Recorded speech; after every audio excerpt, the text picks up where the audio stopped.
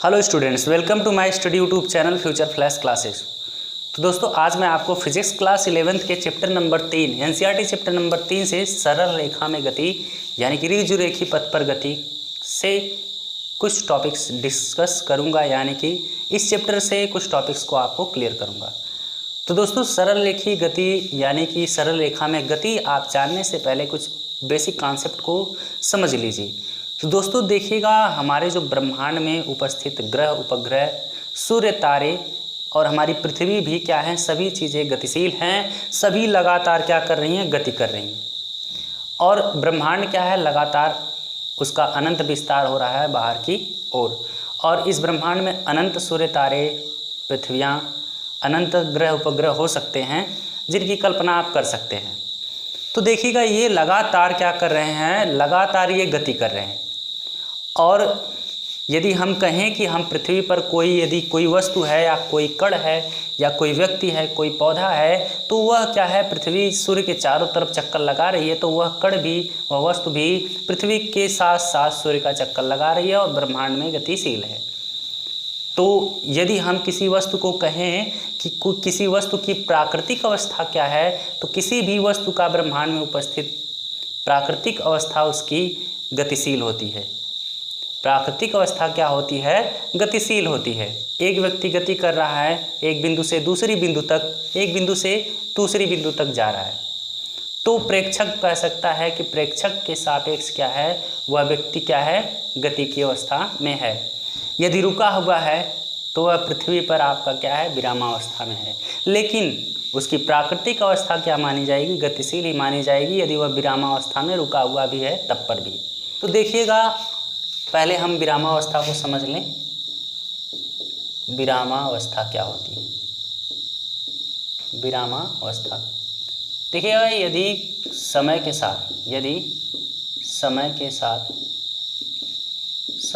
साथ किसी वस्तु की स्थिति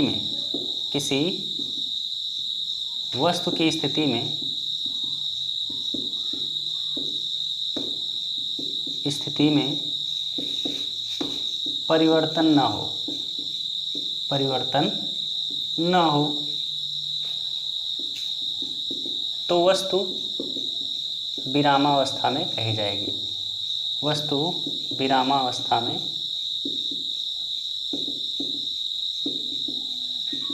है या होगी।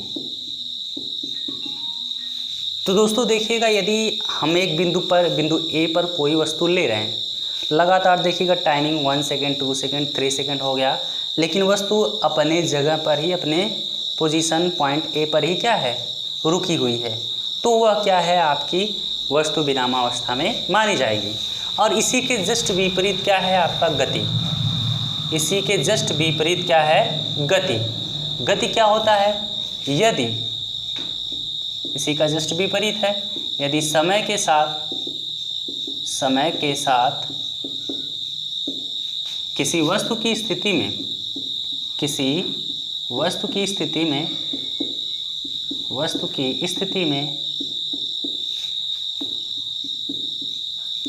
में परिवर्तन हो तो वस्तु गति में कही जाएगी। वस्तु गति की अवस्था में होगी, गति की अवस्था में होगी।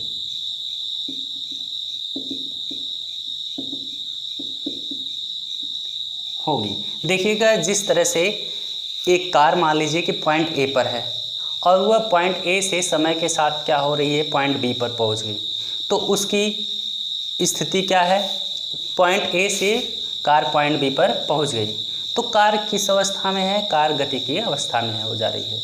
और यदि रुकी हुई रहती कार तो क्या होता, कार किस अवस्था में होती, विरामावस्था में होती। और गति और विरामावस्था को जानने के बाद अब हम आपको बताएंगे दूरी। देखिएगा दोस्तों, दूरी क्या होता है। दूरी देखिएगा, किसी कण या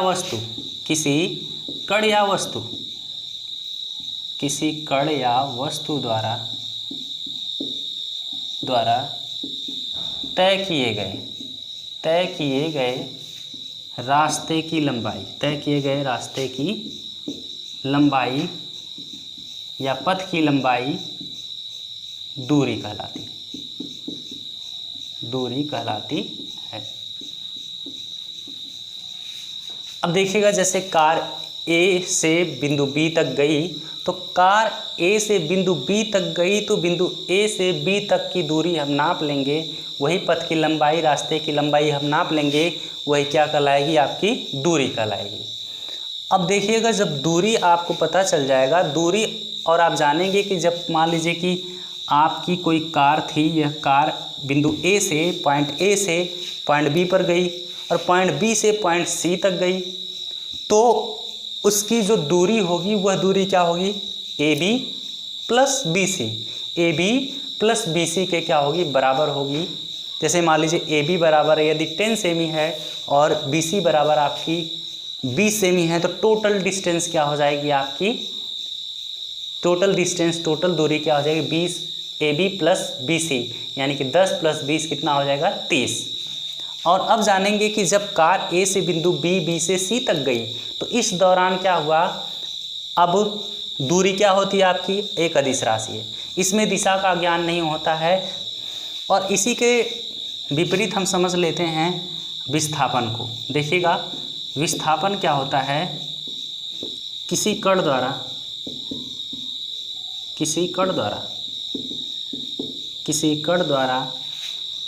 तय किए गए पथ की प्रारंभिक स्थिति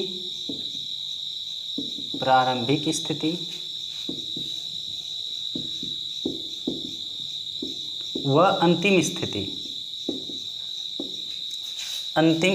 के बीच की दूरी,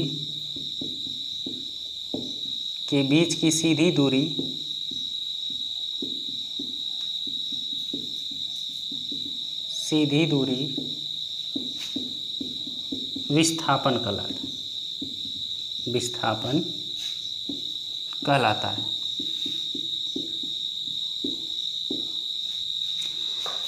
देखिएगा, किसी कण द्वारा तय किए गए पथ की प्रारंभिक स्थिति व अंतिम स्थिति के बीच की सीधी दूरी क्या कहलाती है, विस्थापन कहलाती है।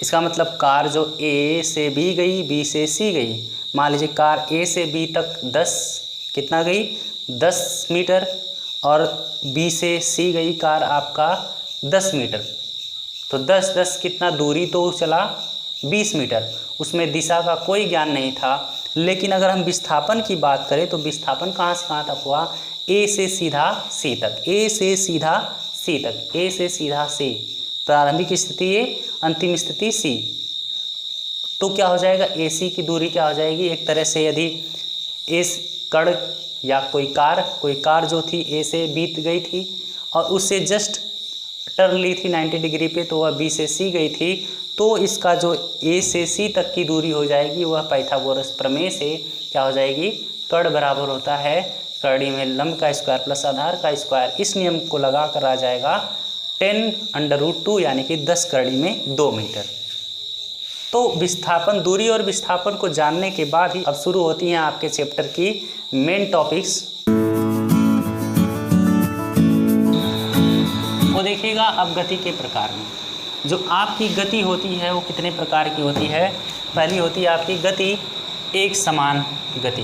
क्या होती है, एक समान गति। एक समान गति की डिफिनेशन आपको नहीं लिखा रहे हैं, बस समझा दे रहे हैं। एक समान गति क्या होती है, जब समान समयांतराल में, जब कोई कण समान समयांतरालों में समान दूरी तय करे, समान समयांतरालों में समान दूरी तय करे, तो कण क्या कहा जाएगा, एक समान गति में वस्तु, एक समान गति में पिंड, एक समान गति में कही जाएगी। जैसे कि मान लीजिए कोई कण है, कोई कण स्थिति ए में है, यह क्या किया, यह पहले 1 सेकंड में कितना दूरी तय किया, पहले 1 सेकंड में मान लीजिए इसने 20 मीटर दूरी की, और फिर ए से बी गया और अगले बी से सी तक जाने में 1 सेकंड का समय लिया उसने, और 1 सेकंड के समय में मान लीजिए फिर यह क्या गया, 20 मीटर ही गया, आगे बढ़ा। तो प्रारंभिक स्थिति से सी तक की दूरी आपकी 40 होगी, 20 20 40, और फिर मान लीजिए फिर ये ऐसे सी से कहाँ गया, डी पॉइंट डी तक गया और ये कितना लगाया समय, 1 सेकेंड ही लिया। और समान समयांतरालों में दूरी कितना चल रहा है, समान 20-20 मीटर चल रहा है। तो देखिएगा यही क्या है आपका एक समान गति। जब कोई कण समान समयांतरालों में समान दूरी तय करे, देखिए समान समयांतराल एक सेकेंड है और दूरी 20 मीटर 20 मीटर 20 मीटर चल रहा है, तो समान समयांतरालों में समान दूरी तय करा है। और दूसरा है इसी में असमान गति। क्या है, असमान गति, मतलब जो समान न हो, ऐसी गति जो समान न हो, असमान गति। अर्थात जब समान समयांतरालों में कोई भी कण या वस्तु असमान दूरी तय करे, अलग अलग दूरियां, भिन्न भिन्न दूरियां तय करे, तो क्या कहलाएगा, उस कण की या वस्तु की गति कहलाएगी असमान गति।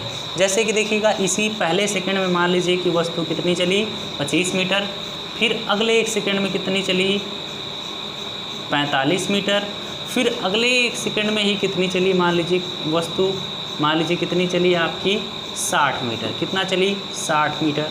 तो क्या हो जाएगा, इस तरह इस कण की जो गति, वस्तु की जो गति है वह किस में मानी जाएगी, असमान गति में मानी जाएगी। क्योंकि समय के साथ समय अंतराल तो समान है, समान समय अंतरालों में भिन्न भिन्न दूरियां या अलग अलग दूरियां हो क्या कर रही है, तय कर रही है। तो देखिएगा ये हो गया गति, एक समान गति और असमान गति के बारे में। तो आइए अब जानते हैं किसी भी कण की चाल के बारे में।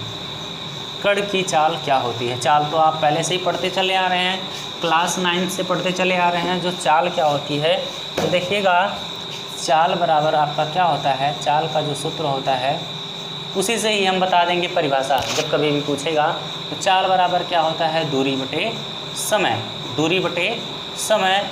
इस समय को आप एकांक मान लीजिए, 1 सेकेंड मान लीजिए, तो चाल क्या हो जाएगी आपकी, चाल बराबर दूरी हो जाएगी। चाल बराबर क्या हो जाएगी, दूरी, क्योंकि समय को आपने एकांक 1 मान लिया तो बटे 1 लिखेंगे ही नहीं। तो इसकी परिभाषा या डिफिनीसन आप क्या देंगे, किसी भी वस्तु की चाल की डिफिनीसन क्या देंगे कि एकांक समयांतराल में, एकांक समयांतराल में किसी कण द्वारा या वस्तु द्वारा तय की गई दूरी ही क्या कहलाती है, वस्तु की चाल कहलाती है। एकांक समयांतराल में समय को 1 कर दीजिए, चाल दूरी के बराबर हो जाएगी। तो एकांक समयांतराल में तय की गई दूरी वस्तु की चाल कहलाती है। चाल से ही ये जान लेते हैं जो इम्पोर्टेंट टॉपिक है, औसत चाल, इसको समझ लेते हैं क्या होता है औसत चाल। औसत चाल क्या होता है, देखिएगा जब कोई भी बस हो, कोई भी रेलगाड़ी हो, वह क्या हो रही है, एक स्थान से दूसरी स्थान जाएगी तो रास्ते में भिन्न भिन्न चालों से चलेगी। और इस तरह से कोई भी कार चले, कोई भी वस्तु या पिंड या कण गतिमान हो, तो उसकी औसत चाल क्या होती है, औसत चाल होता है आपका, औसत चाल बराबर होता है, औसत चाल जो होती है, औसत चाल की डिफिनेशन आप इसी से देंगे, किसी यात्रा के दौरान तय की गई कुल दूरी, मान लीजिए कि वह कितना दूरी कुल चली, चाहे बस हो चाहे ट्रेन हो, कितना चली, उसकी कुल दूरी बटे लिया गया कुल समय, लिया गया कुल समय। तो आप औसत चाल को किस तरह से परिभाषित कर सकते हैं, कह सकते हैं किसी यात्रा के दौरान किसी कण या वस्तु द्वारा यात्रा के दौरान तय किए गए कुल दूरी तथा कुल समय के अनुपात को क्या कहा जाता है, औसत चाल कहा जाता है। औसत चाल को आप भी बार से दिखाएंगे। कुल दूरी क्या है आपकी, मान लीजिए delta T, delta S upon कुल समय क्या है, डेल्टा टी। तो भी bar equal to delta S upon T, ये औसत चाल का क्या हो जाएगा, सूत्र हो जाएगा। तो औसत चाल के बाद, चाल और औसत चाल के बाद अब आइए हम जानते हैं वेग के बारे में। तो वेग, चाल और वेग और चाल में क्या अंतर, देखिए वेग क्या होता है आपका सदिश राशि होती है और चाल क्या होता है, अदिश राशि। क्योंकि चाल में दिशा का ज्ञान नहीं होता है, जबकि वेग में दिशा का ज्ञान होता है। तो वेग बराबर क्या होता है आपका, विस्थापन बटे समय, विस्थापन बटे समय अंतराल।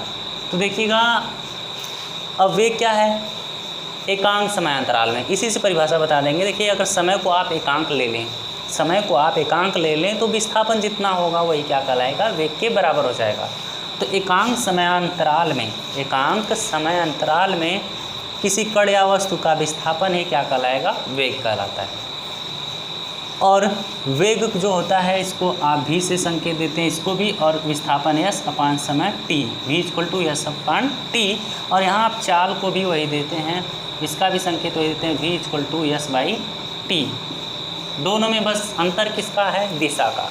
इसमें वेग में दिशा का ज्ञान होता है और आपका चाल में दिशा का ज्ञान नहीं होता, ये चाल अदिश राशि होती है। तो अब चाल और वेग जानने के बाद अब आप वेग के बाद आप जान लीजिए कि औसत वेग क्या होगा। औसत वेग देखिएगा क्या होगा। औसत वेग बराबर क्या होता है? यहाँ पर कुल दूरी है, यहाँ पर कुल विस्थापन हो जाएगा। कुल विस्थापन बटे ली गई कुल समय, ली गई कुल समय। अब देखिएगा, औसत वेग बराबर कुल विस्थापन बटे ली गई कुल समय या कुल समय। तो औसत वेग को भी v बार = डेल्टा s अपान डेल्टा t से संकेत देंगे। और डिफिनेशन क्या औसत वेग की होगी? किसी भी कण द्वारा किसी निश्चित समय अंतराल में किए गए कुल विस्थापन और लिए गए समय के अनुपात को क्या कहते हैं? आप औसत वेग कहते हैं। और औसत वेग के बाद अब आते हैं त्वरण के बारे में जानेंगे। देखिएगा, अब हम त्वरण के बारे में जानेंगे, थोड़ा बहुत जान लेंगे कि त्वरण क्या होता है। देखिए त्वरण क्या होता है। कोई वस्तु किसी एक वेग से चल रही है और अचानक से उसका वेग बदल जाए और किसी समय अंतराल में, तो इसी को क्या कहा जाता है? त्वरण कहा जाता है। और परिभाषा क्या देते हैं कि वेग परिवर्तन की दर को क्या कहा जाता है? त्वरण कहा जाता है। वेग परिवर्तन की दर को क्या कहा जाता है? त्वरण, एक्सेलरेशन कहा जाता है। तो इसलिए सूत्र क्या बनेगा आपका? त्वरण बराबर होगा वेग परिवर्तन की दर, वेग परिवर्तन की दर। और त्वरण को आप किससे समझाते हैं? ए से प्रदर्शित करते हैं। और वेग परिवर्तन क्या होता है आपका? मान लीजिए कोई कण प्रारंभिक वेग u था और अंतिम वेग v था, तो v - u होगा। मान लीजिए उसका वेग बढ़ गया था तो v - u, उसका क्या हो गया? वेग परिवर्तन। और दर के लिए क्या आता है? अपान t। इसलिए वेग परिवर्तन की दर को क्या कहा जाता है? त्वरण, v - u अपान t का a = आप लिख सकते हैं इसको डेल्टा v अपान डेल्टा t। इस तरह से आप एक्सेलरेशन यानी त्वरण की परिभाषा देंगे। वेग परिवर्तन की दर को क्या कहा जाता है? त्वरण कहा जाता है। जब कोई वस्तु क्या होती है, किसी निश्चित वेग से चल रही है, अचानक से उसके वेग में परिवर्तन हो जाए और कितने समय के सापेक्ष हुआ है, वही उसका क्या कहलाएगा? त्वरण कहलाएगा। तो त्वरण, वेग परिवर्तन की दर को त्वरण कहा जाता है। और इसका मात्रक क्या होता है? मीटर प्रति सेकेंड स्क्वायर। और वेग का मीटर प्रति सेकेंड जानते ही हैं। वेग और चाल दोनों का मीटर प्रति सेकेंड होता है, त्वरण का मीटर पर सेकेंड स्क्वायर मात्रक होता है। और विमा हम इनकी बता ही चुके हैं। तो आइए अब त्वरण के बाद जानेंगे इसका जस्ट अपोजिट मंदन। मंदन, डिसेलरेशन।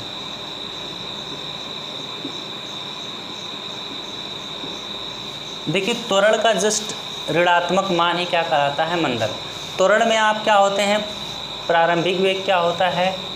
क्या होता है? कम होता है और वेग बढ़ता जाता है। समय के सापेक्ष क्या होता है? वेग बढ़ता है तो वेग परिवर्तन की दर आती है, तो त्वरण आता है। लेकिन वह त्वरण धनात्मक होता है क्योंकि समय के साथ वेग भी बढ़ रहा है, तो त्वरण धनात्मक है। यदि समय के साथ वेग परिवर्तित हो लेकिन वेग क्या हो? कम हो। वेग क्या हो? कम हो। तो उस वेग परिवर्तन की दर को क्या कहते हैं? मंदन कहा जाता है। तो मंदन जो होता है वह आपका, वो भी त्वरण ही होता है, लेकिन जो आपका मंदन होगा वह ऋणात्मक त्वरण। ऋणात्मक त्वरण को क्या कहा जाता है? मंदन। ऋणात्मक त्वरण को क्या कहा जाएगा? मंदन। ऋणात्मक त्वरण ही क्या कहलाता है आपका? मंदन। क्यों? क्योंकि जब आप गाड़ी में ब्रेक लगाते हैं तो ब्रेक लगाते वक्त गाड़ी का वेग लगातार घटता जाता है समय के सापेक्ष, यानी कि वेग में परिवर्तन होता है। और वह वेग में परिवर्तन क्या है? वेग में परिवर्तन ऋणात्मक आएगा। वेग परिवर्तन की दर क्या आएगी? ऋणात्मक आएगी। इसलिए उसे क्या कहा जाता है? मंदन कहा जाता है।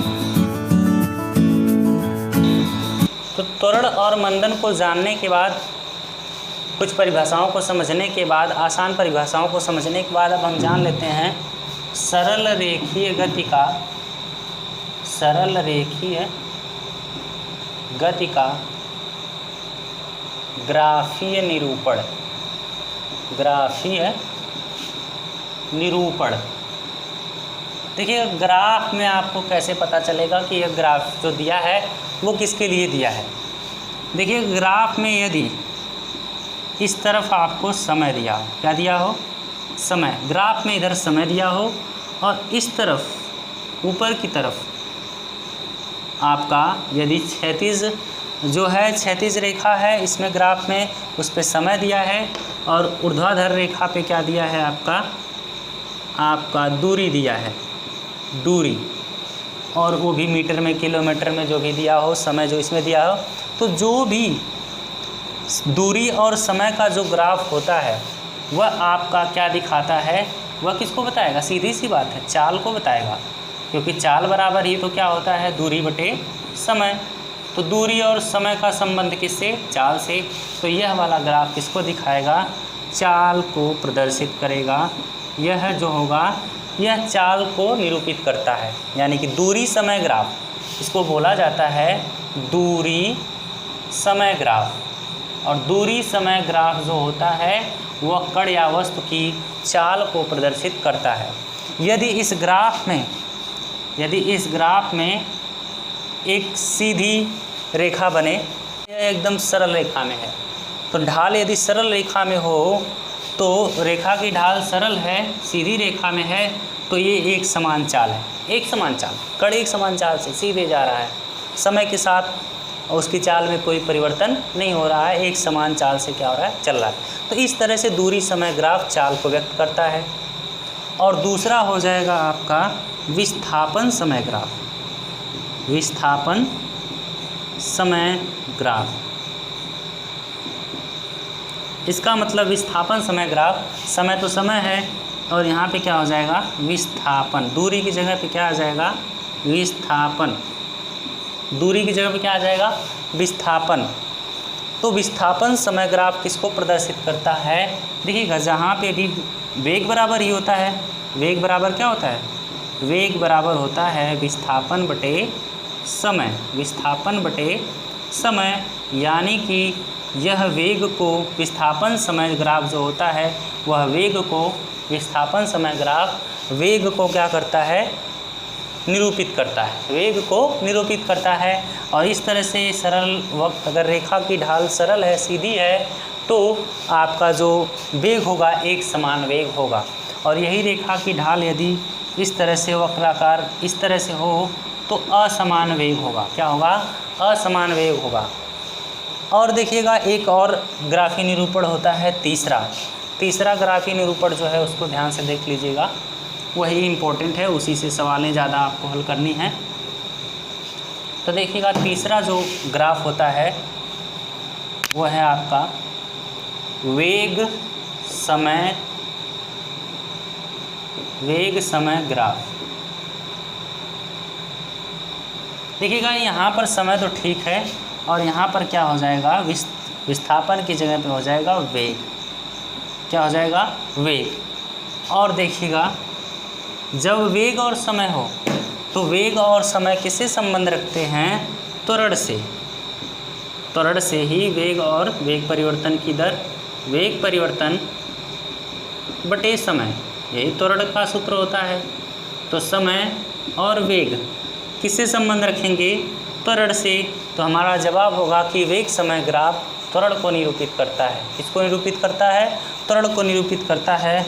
और यदि ये एक ढाल जो है, ढाल सीधी रेखा में हो तो जो वेग होगा, जो त्वरण होगा वह एक समान त्वरण होगा, एक समान त्वरण होगा।